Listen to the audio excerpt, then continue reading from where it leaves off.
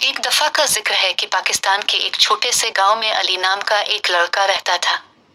علی ایک شفیق اور نرم مزاج لڑکا تھا، لیکن اس کا مزاج تیز تھا اور وہ اکثر گاؤں کے دوسرے بچوں کے ساتھ لڑائی جھگڑے میں پڑ جاتا تھا۔ ایک دن علی کی احمد نامی لڑکے سے اچھی خاصی لڑائی ہو گئی۔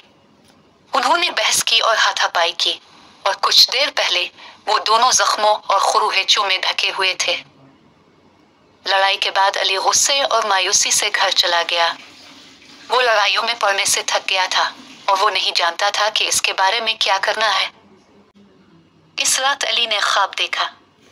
اپنے خواب میں اس نے ایک عقلمند بوڑھے آدمی کو دیکھا جس نے اسے بتایا کہ برا کا بدلہ برا نہیں بلکہ معافی ہے۔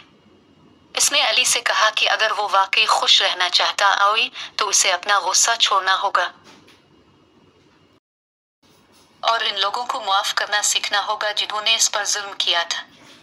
علی جب بیدار ہوا تو اسے اپنا آپ نیا محسوس ہوا۔ وہ جانتا تھا کہ اسے تبدیلی لانی ہے اور اس نے احمد سے معافی مانگ کر شروعات کرنے کا فیصلہ کیا۔ اگلے دن علی احمد کے گھر گیا اور دروازہ کھٹکھٹایا۔ جب احمد نے جواب دیا تو علی نے لڑائی کے لیے معافی مانگی۔ علی کی حیرت پر احمد نے اسے بغیر کسی ہچکچاہٹ کے معاف کر دیا۔ انہوں نے مصافحہ کیا اور اس دن سے وہ دونوں بہترین دوست تھے۔ علی نے اس دن ایک قیمتی سبق سیکھا۔